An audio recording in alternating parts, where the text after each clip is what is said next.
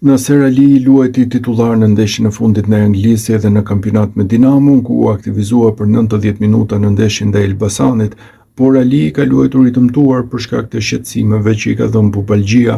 Kështu mbrojtësi do të udhëtojë sot drejt Gjermanisë, ku edhe do të kryejë ndërhyrjen kirurgjikale për shqetësimin që ka pasur. Mbrojtësi do t'i mungojë Dinamos për disa javë dhe me shumë gjasa do të rikthehet në fushë vetëm në muajin janar, pasi rekuperimi do të duhet të marrë kohën e vet. Gjatë javës Ali do t'i nështrohet operacionit dhe operacionet të tilla zakonisht shkojnë deri në 2 muaj rikuperim.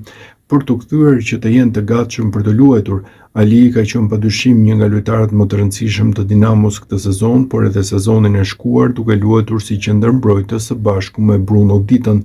Te Dinamo tashmë shpresojnë që të rikthehet sa më shpejt Dita për të pasur të plot prapavijën, ku pritet të rreshtohet së bashku me Teixeirën, që duket se ka fituar vendin e titullarit dhe në ndeshjet e fundit ka bindur.